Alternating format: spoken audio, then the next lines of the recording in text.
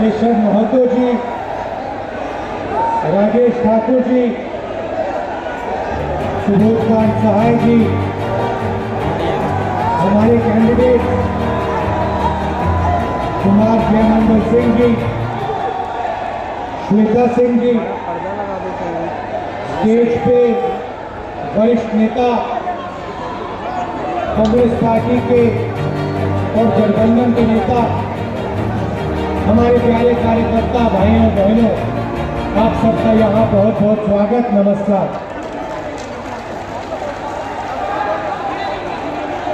आप लोगों का मूड कैसा है आज?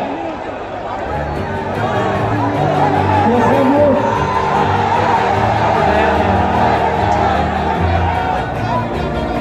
मैं आपसे 2-3 चीज आज कहने आया हूं। सबसे पहले ये जो लड़ाई है, ये विचारधारा की लड़ाई है। एक तरफ कांग्रेस पार्टी, इंडिया गठबंधन, और दूसरी तरफ बीजेपी और आरएसएस। हम कहते हैं कि देश को संविधान के माध्यम से चलाना चाहिए। हम कहते हैं संविधान मजबूत करना चाहिए, और बीजेपी और आरएसएस संविधान को खत्म करना चाहते हैं, फाड़ के फेंकना चाहते हैं। ये संविधान अंबेडकर जी का संविधान है, फूले जी का संविधान है, खुद भगवान गांधी जी, इन सब की आवाज इस संविधान के अंदर है। अभी मैंने बिरसा मुंडा जी की फोटो पर फूल चढ़ाए, उनकी भी सोच इस संविधान के अंदर है। और बीजेपी कहते हैं कि इस संविधान को खत्म कर देना चाहिए, और प्रधानमंत्री कहते हैं कि राहुल गांधी लाल कलर का संविधान लिए घूम रहा है। देखिए, इसका कौन सा रंग है उससे हमारी परवाह नहीं है, इसके अंदर क्या लिखा है वो हम बचाना चाहते हैं। नरेंद्र मोदी जी कहते हैं संविधान खाली है। ये देखिए, संविधान खाली नहीं है, संविधान भरा हुआ है। संविधान आपकी आत्मा है, देश की आत्मा है। और हमारे प्रधानमंत्री इसके बारे में कहते हैं कि ये खोखला है, खाली है।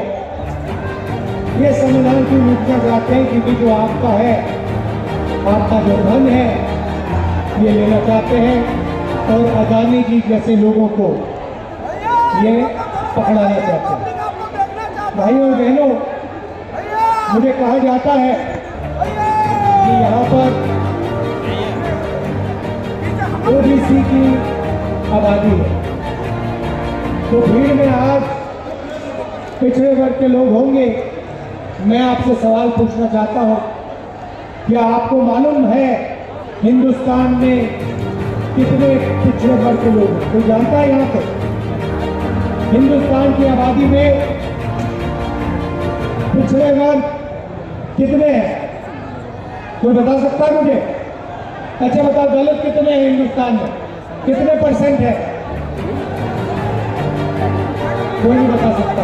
आदिवासी कितने हैं? कोई नहीं बता सकता। पिछड़े कितने हैं? कोई नहीं बता सकता।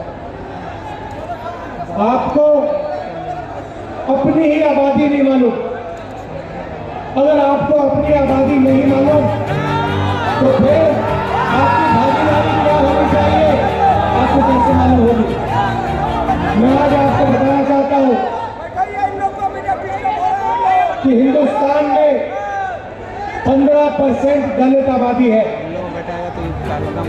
8% आदिवासी आबादी है, और 50% पिछड़ा वर्ग की आबादी है। तो अगला सवाल उठता है, अगर देश में 50% पिछड़ा वर्ग है, 8% आदिवासी वर्ग है, और 15% दलित वर्ग है, उसमें 15% माइनॉरिटी और जोड़ दो, तो फिर इनकी भागीदारी कितनी? दलितों की कितनी भागीदारी है, आदिवासियों की कितनी है, और सबसे जरूरी सवाल, पिछड़े वर्ग की इस देश में कितनी भागीदारी है। भाई और बहनों, आप मीडिया देखते हो, हर रोज शाम को टीवी पे डिस्कशन होता है, एंकर्स के चेहरे आप देखते हो, पत्रकारों के शब्द आप सुनते हो, पढ़ते हो। मैं आपसे सवाल पूछता हूं, मीडिया में ओबीसी वर्ग के कितने लोग हैं? कितने हैं? आदिवासी दलित मीडिया में आपको कितने दिखाई देते हैं? एक नहीं दिखेगा, क्योंकि मीडिया में ना दलित है, ना आदिवासी है, ना पिछड़े वर्ग का कोई है। वही हालत हिंदुस्तान की सबसे बड़ी कंपनियों में है। प्राइवेट अस्पतालों में मालिक की लिस्ट निकालो, वहां आपको पिछड़ा वर्ग का कोई नहीं मिलेगा, दलित नहीं मिलेगा, आदिवासी नहीं मिलेगा। बड़े बड़े universities, colleges, private colleges, private universities की लिस्ट निकालो, मालिकों की लिस्ट निकालो, आपको कोई पिछड़े वर्ग का नहीं मिलेगा, कोई दलित नहीं मिलेगा, कोई आदिवासी नहीं मिलेगा। सरकार में, दिल्ली की सरकार को 90 लोग चलाते हैं, आईएएस अफसर हैं। मैंने पता लगाया, ये 90 लोग बजट बांटते हैं, जो आपके जेब में से जीएसटी का पैसा लिया जाता है। हर साल हिंदुस्तान की सरकार बजट बनाती है, उस पैसे को बांटती है। मैंने पता लगाया, 90 लोग निर्णय लेते हैं पैसा कहां जाएगा, झारखंड कितना आएगा,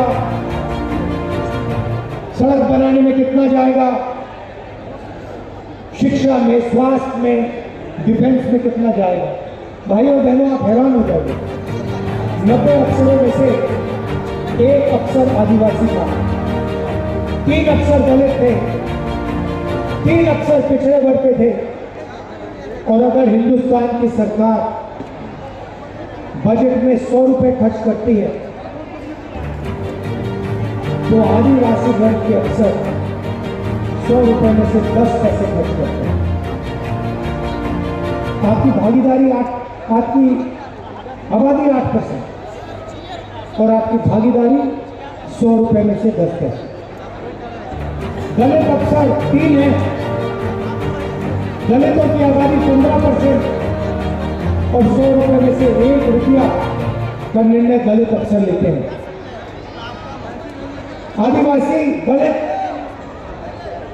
15% और 8% उनकी भागीदारी, उनकी आबादी, और सब मिलाकर 1 रुपया 10 पैसा 100 रुपए में से वो निर्णय लेते हैं।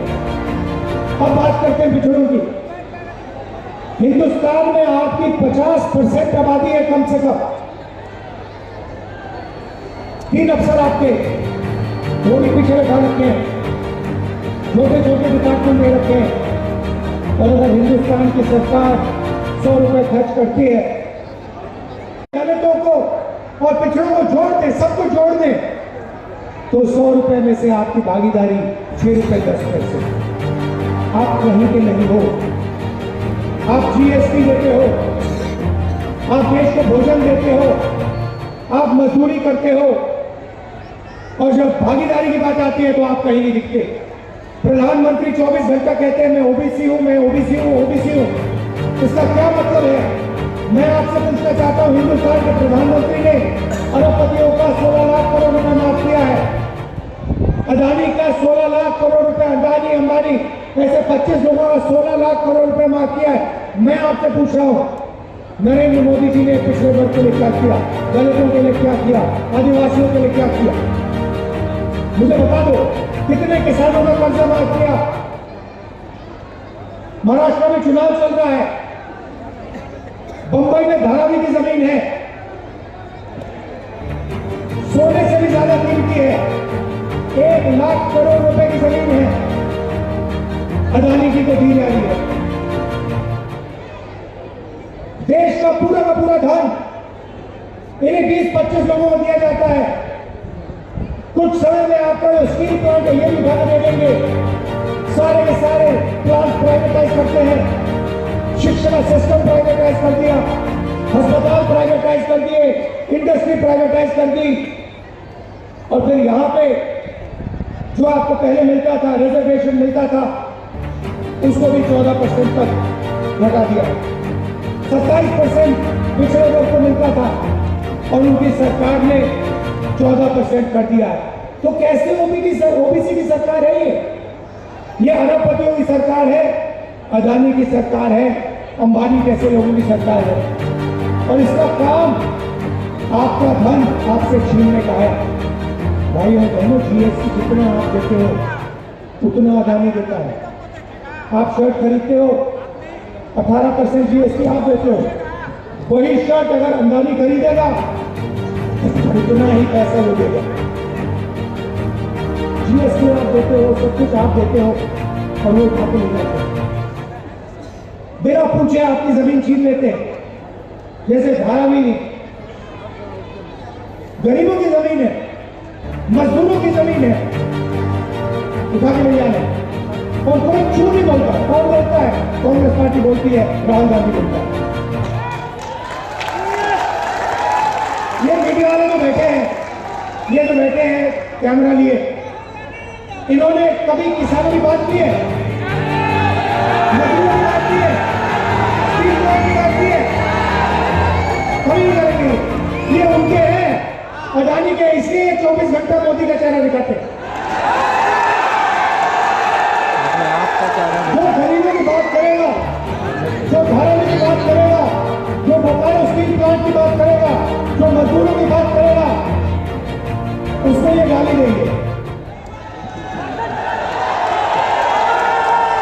और उसका चेहरा ये कभी नहीं दिखाएंगे, क्योंकि ये अदानी के हैं, अंबानी के हैं, बड़े बड़े अरबपतियों के हैं, आपके नहीं है।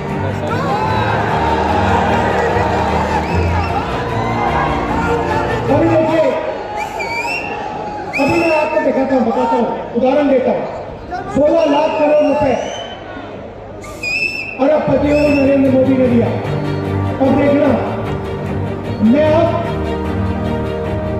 छोटी सी बात कहने जा रहा हूं कि हम हिंदुस्तानों ने 16 लाख करोड़ रुपए अरबपतियों को दिया।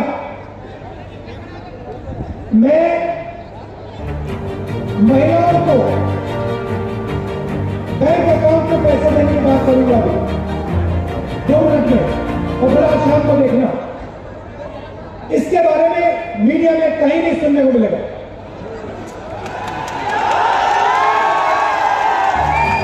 और अगर मिलेगा तो कहेंगे देखो राहुल गांधी गरीबों की आदत दिला रहा है।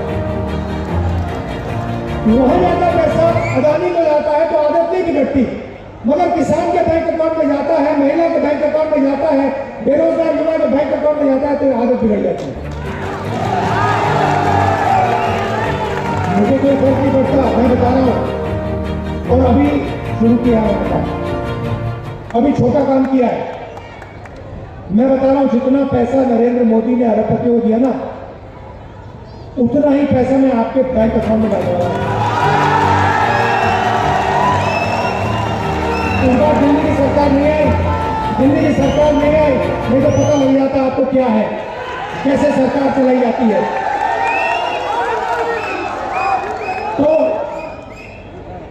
सबसे पहले मैंने आपको पिछड़े वर्ग की बात की, दलितों की बात की, आदिवासियों की बात की।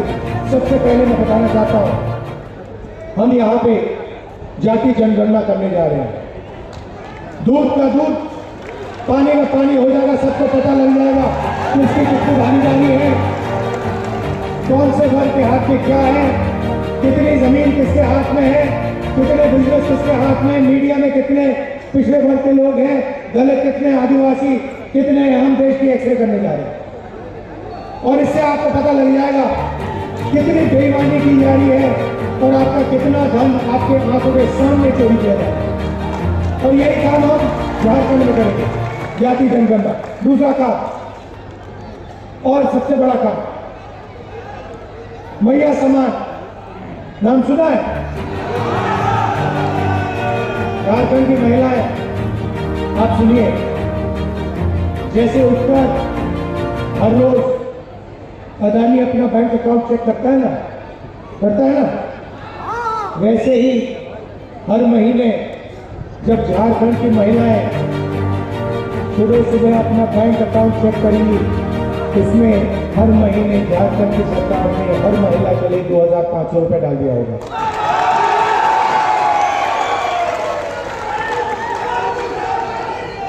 किसी भी महीने पहले तारीख, जनवरी, फरवरी, मार्च, अप्रैल, मई, जून, जुलाई, अगस्त, सितंबर, हर महीने 1 तारीख को फटाफट झारखंड की महिलाओं के बैंक अकाउंट के अंदर 2,500 रुपये। और फिर आप जाएंगे, पता लगेगा 450 रुपये का सिलेंडर हो गया।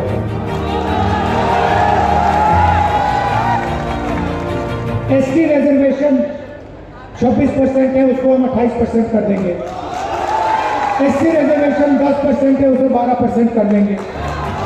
और ओबीसी रिजर्वेशन 14% है, उसको हम 27% कर देंगे। और ये जो दीवार बना रखी है 50% रिजर्वेशन वाली, लोकसभा में मैंने कह दिया है, इस दीवार को दिल्ली में हम लोकसभा में तोड़ेंगे और झारखंड में तोड़ेंगे। 7 किलो राशन हर गरीब व्यक्ति को हर महीने मिलेगा और 15 लाख रुपए तक का आपको स्वास्थ्य बीमा योजना में मिलेगा। आप आज प्राइवेट अस्पताल में जाते हैं, किसान का बेटा बीमार होता है, किसी को कैंसर हो जाता है, दिल का दौरा पड़ जाता है, आप जाते हो, किसी को स्टेंट लगानी पड़ती है, किसी को वाल्व बदलना पड़ता है, किसी को ऑपरेशन कराना पड़ता है। जैसे ही आप जाते हो वहाँ पर मीटर शुरू हो जाता है, अस्पताल में मीटर शुरू हो जाता है। एक्सरे का मीटर होता है, MRI का मीटर होता है, दवाई का मीटर होता है, ऑपरेशन का मीटर होता है। बाहर निकलते हो पता लगता है 5-6 लाख रुपए आपके गायब हो गए, आपके जेब से निकले, प्राइवेट अस्पताल में चले। इसीलिए हम योजना ला रहे हैं, आप अस्पताल जाओगे, इलाज कराओगे, ऑपरेशन होगा, MRI, एक्सरे, दवाई जो भी होगा, आप अस्पताल में जाओगे, उनसे पूछोगे भैया बिल कितने का है, जवाब मिलेगा बिल में आपको कोई पैसे नहीं देने, 15 लाख रुपए तक झारखंड की सरकार देगी। भाइयों बहनों, ये आपका पैसा है, ये उनका नहीं है, ये आपका है।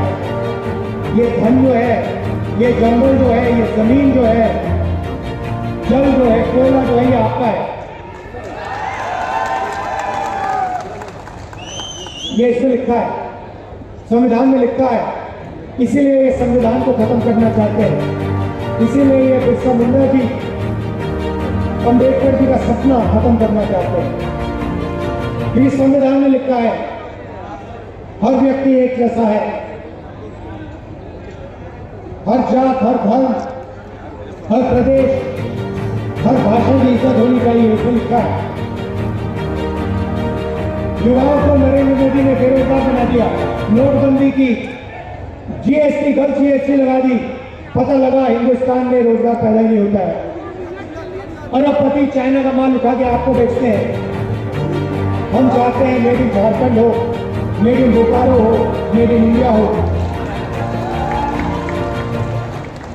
युवाओं के लिए हर ब्लॉक में हम डिग्री कॉलेज खोलेंगे और डिस्ट्रिक्ट लेवल पे प्रोफेशनल कॉलेजेस खोले जाएंगे और 500 एकड़ के इंडस्ट्रियल पार्क हर डिस्ट्रिक्ट में रोजगार के लिए हम खोले जा रहे हैं। हमारा लक्ष्य है, झारखंड सरकार का लक्ष्य है, आपके चीफ मिनिस्टर ने कहा है कि 10 लाख युवाओं को अगले 5 साल में रोजगार देने की कोशिश करें। और अंत में मैं किसानों की बात करना चाहता हूं। धान के लिए आज आपको 2,400 रुपये प्रति क्विंटल मिलता है। हमारी सरकार आने के एकदम बाद उसी क्विंटल के लिए आपको 3,200 रुपये आपके बैंक अकाउंट में मिलेगा। 3,200 रुपये प्रति क्विंटल। ये मैं आपसे कहना चाहता था, हम किसानों की, मजदूरों की, गरीबों की सरकार चलाना चाहते हैं, छोटे व्यापारियों की, युवाओं की सरकार चलाना चाहते हैं, अरबपतियों की सरकार नहीं चलाना चाहते हैं। नरेंद्र मोदी जी अरबपति के हैं। नरेंद्र मोदी संविधान को खत्म करना चाहते हैं और मैं आपको स्टेज से कहता हूं, इस संविधान को हम कभी खत्म नहीं होने देंगे। कोई शक्ति इस किताब को नहीं खत्म कर सकती। आप सबका दिल से बहुत बहुत धन्यवाद। शाम का समय है, आप दूर दूर से आए, कष्ट उठाया आपने, मेरी बात सुनने आए, इसके लिए दिल से आपका धन्यवाद।